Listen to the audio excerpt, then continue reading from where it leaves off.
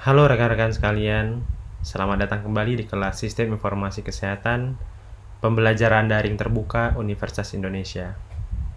Pada video kali ini, topik yang akan menjadi pokok bahasan kita adalah Sistem Informasi Rumah Sakit.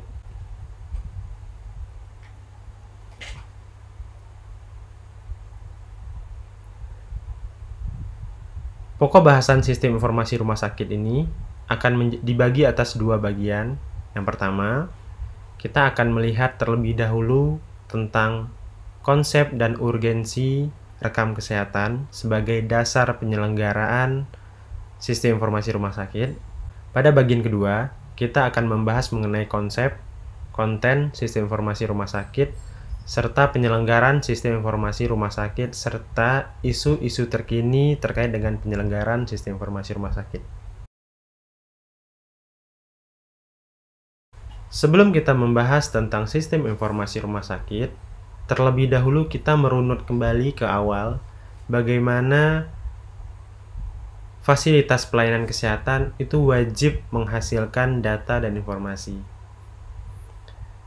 Dalam pasal 13, Peraturan Pemerintah Nomor 46 Tahun 2014 menyebutkan bahwa data dan informasi kesehatan dalam penyelenggaraan sistem informasi kesehatan dapat bersumber dari, pertama, fasilitas kesehatan, termasuk fasilitas pelayanan kesehatan milik pemerintah daerah, serta milik swasta.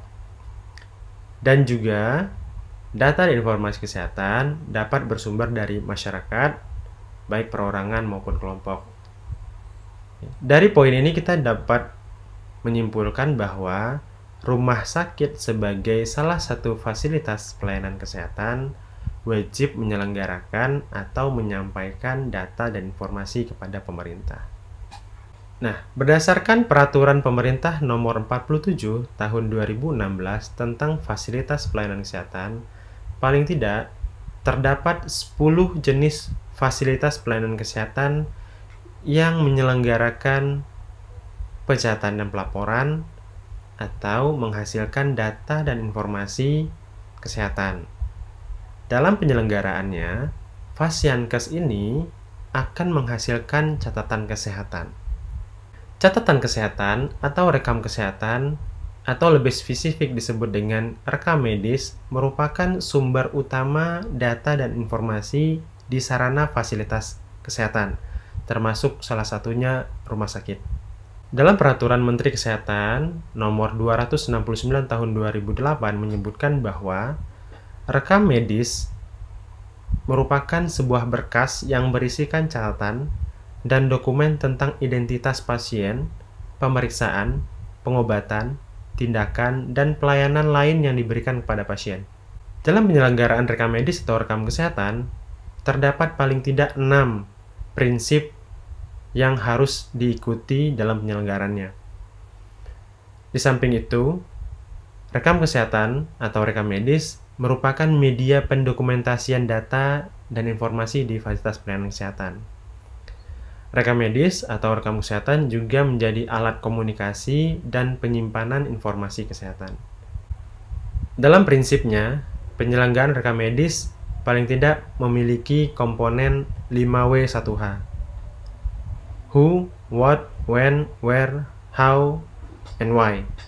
Paling tidak ini harus berisi di dalam dokumen rekam medis tersebut.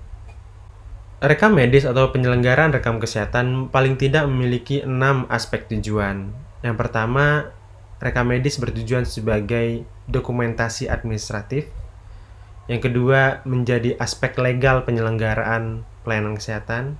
Yang ketiga, menjadi acuan untuk pembiayaan kesehatan atau finansial.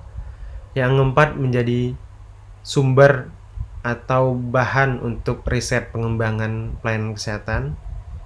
Yang kelima, menjadi bahan untuk edukasi atau pendidikan. Penyelenggaraan rekam medis memiliki tujuan, antara lain tujuan primer dan tujuan sekunder, bagi beberapa aspek. Bagi pasien, rekam medis bertujuan sebagai catatan dan bukti jenis pelayanan yang diterima, kemudian juga sebagai bahan untuk mengetahui biaya pelayanan. Bagi pemberi layanan, rekam medis itu bertujuan sebagai dokumentasi penyelayanan yang diberikan, dokumentasi tindakan, terapi, diagnosis, dan sebagai bukti pertanggungjawaban. Tentunya bagi manajemen pelayanan, rekam medis juga sebagai bahan untuk analisa penyakit, untuk menyusun pedoman, kemudian bahan untuk evaluasi mutu pelayanan. Nah, rekam kesehatan atau rekam medis juga berguna untuk penunjang pelayanan. Nah, ini bertujuan untuk evaluasi aktivitas kegiatan di sarana pelayanan kesehatan. Nah, bagi pembiayaan, rekam medis dapat dijadikan sebagai bahan untuk mengukur besaran biaya serta melihat bagaimana mekanisme pembiayaan. Rekam medis juga memiliki tujuan sekunder, antara lain untuk edukasi, bertujuan untuk dokumentasi, pengalaman profesional dalam penyelenggaraan pelayanan kesehatan, dan juga dapat dijadikan bahan pengajaran. Rekam medis juga bertujuan untuk regulasi atau peraturan sebagai bukti jika ada perkara, kemudian bisa dijadikan bahan pengawasan, dan juga bisa digunakan sebagai bahan untuk menilai kepatuhan akan standar pelayanan kesehatan, serta dasar pemberian akreditasi. Bagi riset, rekam kesehatan tentunya memiliki peranan penting, antara lain pengembangan penelitian, riset klinis, menilai teknologi, kemudian metode pelayanan kesehatan, serta bisa melihat efektivitas serta analisis manfaat serta biaya.